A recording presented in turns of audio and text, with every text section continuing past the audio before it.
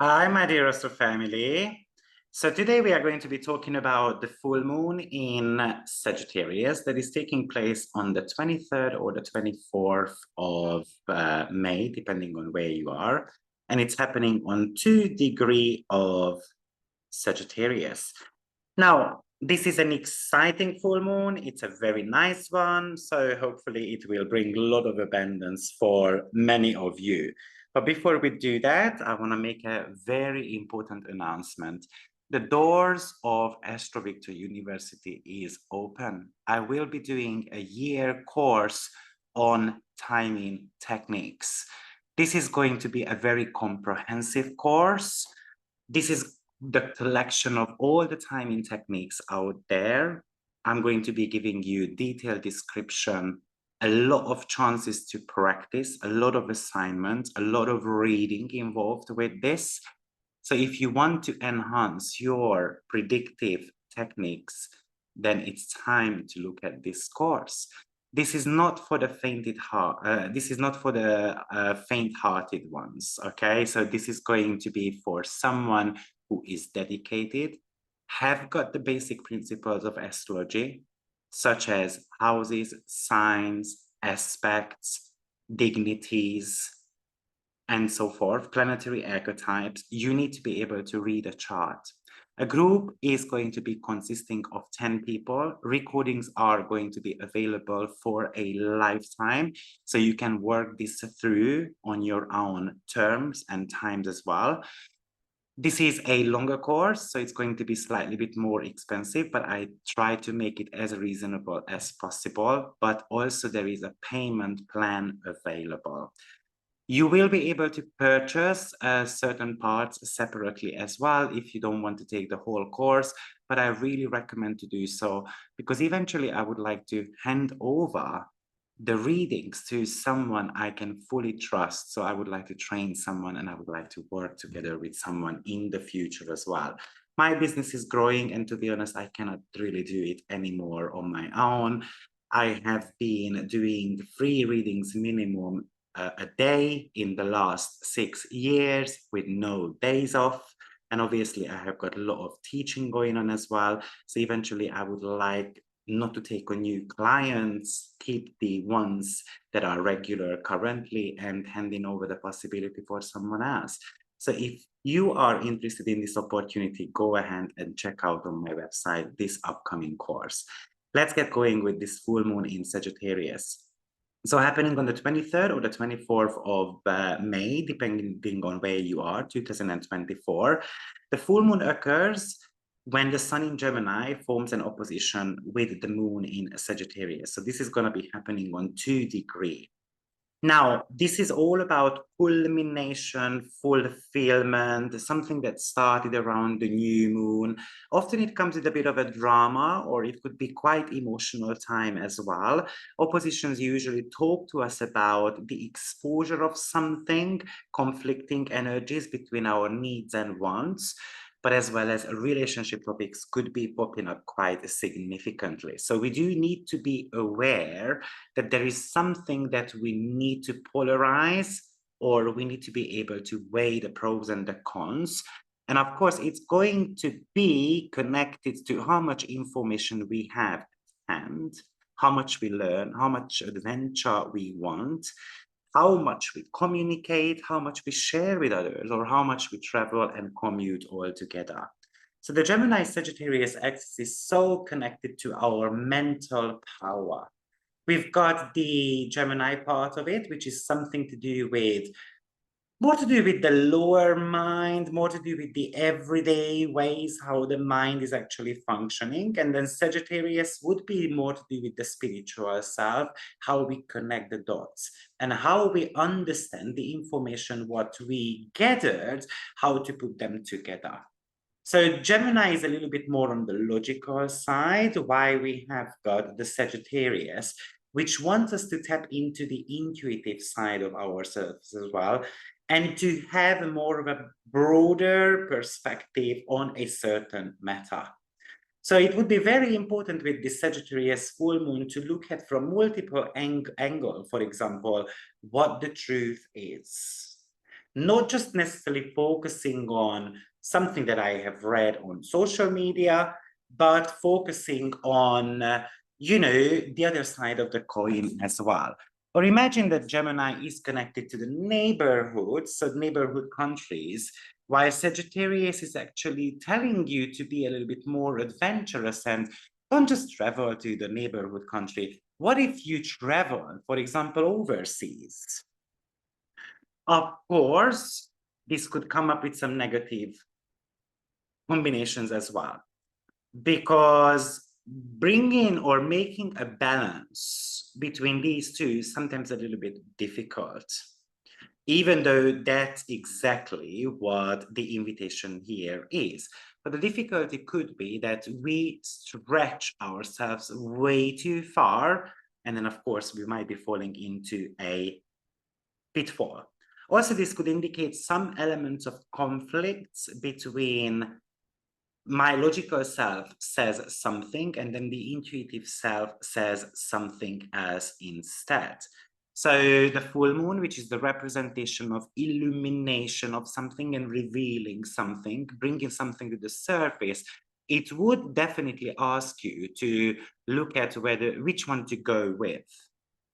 So, and then when we choose one side, then it might cause some type of drama or chaos in our life. Now, but let's go a lot deeper with this, because this is actually quite a harmonious full moon, I would say. There is a lot of opportunity involved here. This is the sign of Sagittarius, which is connected to expansion and, in a way, good luck as well. Good fortune. Now, this good fortune often comes from the optimistic behavior, what it has. But a full moon is also connected to release and adjustment. So we need to be adjusting, for example, how well-read we are, how educated we are, how optimistic we are when it comes to a certain matter. This is often about being a student, versus being a student, a teacher, a professor, or a guru. So this is about sharing the wisdom with others. Also, this could indicate that you are gonna go on a excursion, a travel experience, and so forth. But also this could really talk to you about wanting to dream big as well, trying to understand what the meaning of life is. I feel like Jupiter moving into the sign of Gemini anyway. I'm going to make a separate video about that. But Jupiter in Taurus was focusing so much on materials, stability, financial stability, and overall just security as a topic. And I feel like this time around, people are going to say, you know what, I have it enough. I need a little bit more experience. I need to have fun in my life. So people are going to increase their spending habits, I feel like, a little bit more. So being up for an adventure, what adventure do you want to do? This could indicate that it's time to celebrate life. It's time to be enthusiastic about something. It's try to bring joy and passion back into our life. But do not overdo it though. Be careful with it, because often what it indicates is that we want way too much of it. And then we get scattered. We are all over the place with this. Also, when it comes to this full moon chart, actually it's going to be a cradle aspect pattern, what it includes. Now, a cradle, just think about the cradle, how it looks like. It's something to do with nurturing. We have got basically 5 more beneficial aspects and 1 harder aspect that is going on. And one of the combination is the Venus and Jupiter, which is connected to the sun in this instance. So this is something to do with being fruitful. Now, the Jupiter-Venus conjunction is on 29 degree of Taurus, and the sun is on 2 degree of Gemini. So it's an out of sign conjunction. But we've got two really lucky planets involved here, two benefics, which could indicate that once we are aware of our talent, once we are able to appreciate the little things in life, once we are able to have fun and joy, then basically this could bring us a lot of abundance, a lot of feeling of security, but more importantly, focusing on self-love. We have got two outer planets involved in this cradle as well, by the way, and that's Neptune and Pluto. And the third party that is taking place is Pallas Athene. So of course, with Jupiter and Venus, we have got the possibility of having opportunity. So opportunity to connect, opportunity to form a relationship, opportunity to create better finances. So from a relationship point of view, surely this is a big topic because the sun and the moon are in opposition as well. And oppositions are representation of relationships. So we've got some type of support and positivity involved here with this. What is the meaning to my relationship? How we can enhance the relationship further? How can I be in a relationship? So if you are in an existing relationship, what fun and adventure we can do together to solidify this relationship, to get engaged, to do little things that others will appreciate. And also we're going to be doing that for them as well. When you are single, this could give you the opportunity to actually attract someone. Of course, the negative side of it is that we want to have way too much of it. And we think that the grass is greener on the other side of the story. Because Neptune is involved here, and Neptune is the planet of the grass, greener on the other side of the fence. So we want someone better.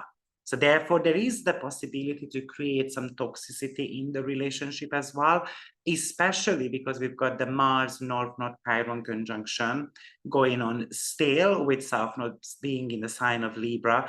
So if you don't feel that, you know, you are justified, you are not looked up to, you are not appreciated, you feel like you are not a winner, then it could bring you the different end of the spectrum in the relationship where you just want to leave and you want to get out of it, and maybe you're not ready to work on it.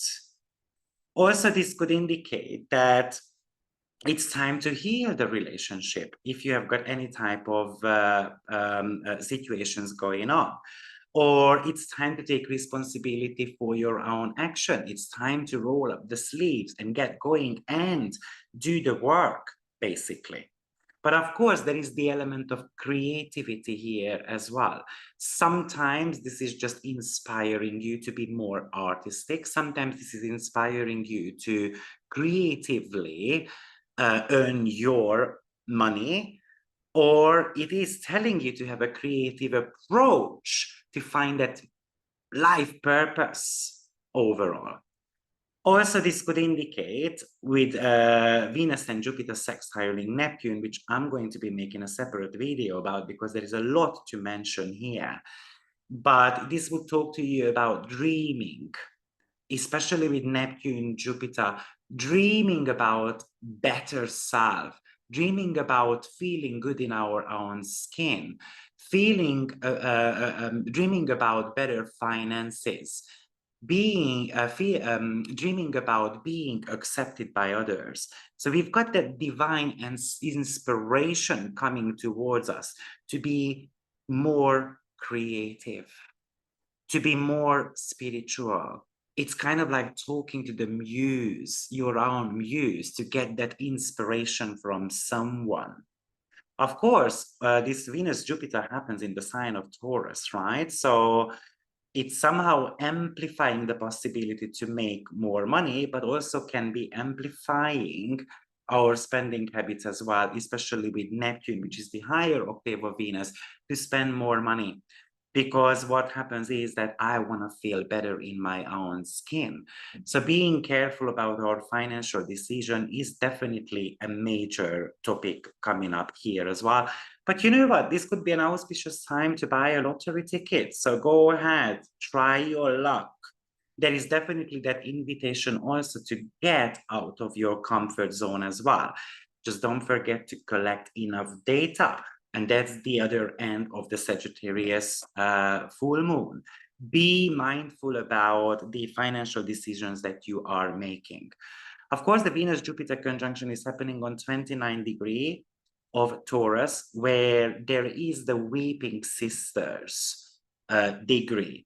So often it makes us cry. How much money I'm earning, how much money I'm spending, how much money the grocery shopping costs. And then it just makes me feel kind of like weepy in a way. So surely this is, money is going to be still a big topic, but I feel like the realization that we need to appreciate little things in life and we need to reward ourselves is going to be coming into the picture. Pluto is involved in this story as well, which is the planet of wealth as well. So the money is a huge topic here with this Sagittarius full moon. And it looks like with Neptune and Pluto being involved, you know, the universe wants to give you something, but maybe we need to be exploring our talents first. Maybe you want to have power over something. Maybe you are not aware of your own desires, and therefore there needs to be a little bit of a digging done here. Maybe there is the need here to share the powers with others. And lastly, as I said, we've got Pallas Athene involved here, which is also a warrior princess type of energy. And it's about negotiation, strategy, making sure that I win and you win as well type of strategy though. So collaboration could come under the umbrella of Pallas Athene. So it looks like teaming up with someone could be very beneficial for many of us. This is going to be a topic with Jupiter moving into the sign of Gemini and trining Pluto anyway. So I, in a way, love this combination. Also, I would say that there is an element of spiritual awakening here, that inner creativeness. It's about following your dreams, getting them solidified, making them happen in a way, and definitely learning more so that you can increase your self-worth, learning more about yourself, learning more about your blockages as well. Of course, there are the darker side of this Jupiter, Venus, which is of course the dispositor of this full moon, sextile to Neptune. You know, with Neptune, it's very easy to get scammed. What is right in front of you is not always the truth. Look at both sides of the coin. Be absolutely sure and aware that people are here to make money. And it's very possible that you, I don't know, you're gonna be sold a fake product on an original price. But also it's looking at your own belief system, how you react to certain type of things. Think things through. Because often what happens is that with all these Jupiter, Venus, and Neptune, we've got all these opportunities coming up. Sometimes you just imagine things. And if it's not real, then it leads to disappointment. Thank God this is on the 29th degree of Taurus. In a way, I would say thank God, because that's a fertility area of our chart. That's about a fertile soil. But that happens gradually. It needs to be watered. And don't fall for things such as, you know, I'm going to give you $1 million tomorrow. Let's go for it. So this is a very exciting full moon. I pretty much love it. And we've got 3 planets on 29 degree as well. So also called the degree of karma and fate. So something is coming to a closure and something new is about to happen. And with maybe the full moon is going to highlight for you what needs to be kind of closed down in your life. I think it might be giving you a glimpse into the future. It gives you what type of experiences you can have. We can become very excited about what is about to come. Remember, Neptune is going to be on the 29 degree of Pisces for a while. Okay, so stationing on the 29 degree for what? 3-4 months? It's been there since the 3rd of May, so you might have been revealed certain type of things, what karmic road you need to be on. So, you know, but I made a separate video about that, so I don't necessarily want to be talking about that. But the fact that we've got this Venus and Jupiter conjunction on 29 degree of Taurus, just happening a few hours before the full moon. So you know what, this is about loving earth, loving beauty, creating comfort for yourself. It's about loving the self and loving the universe as well, knowing that the universe can have our back. This is about receiving a spiritual insight about yourself. This can make you very romantic. This can give you, this can kind of maximize a certain type of experience as well. So in a way, I love it. But the other thing I'd like to mention, because this full moon is in conjunction to Sedna. So the sun is on 2 degree of Gemini, and of course, Sedna is sitting on a 0 degree of Gemini. So it's very, very close there. And Sedna will remain there for a few decades. And it has just recently ingressed into the sign of Gemini as well, the 2nd time. So Sedna is opposing the full moon. So often the message there is that you might get betrayed by others, or you might betray someone else, because there is something shiny right in front of me, and it's so sparkly and shiny and inviting that I want to be betrayed, or I want to be betraying someone else. So watch out for that. Sedna is the asteroid of betrayal. So there is an invitation here.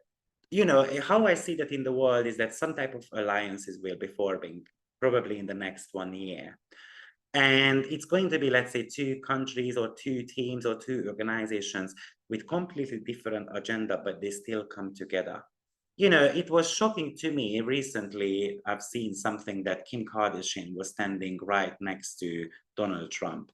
What the heck is going on? Type of question I had in my head. You know, I'm not too sure what that was about. I just saw this picture and then straight away it started to make me think, what is those 2 doing together? They have nothing in common, or is there? So imagine this kind of teaming up with this, but one can be betraying the other. Or 2 different types of agenda, but I'm gaining something out of it. So it's kind of using each other. So that's the Sedna element here. And probably we're going to see a lot more in the next 1 year. So I would say that if you don't want to get disappointed, again, get your facts right, and also have a mutual respect to someone as well. Don't get too excited about one opportunity. If you just think about Sedna's myth, you know, she was kind of sold to an evil spirit by his own father, her own father. So that's the story there where the betrayal came into the picture. So, guys, this is my full moon. I hope it helps, and I see you soon. Bye-bye.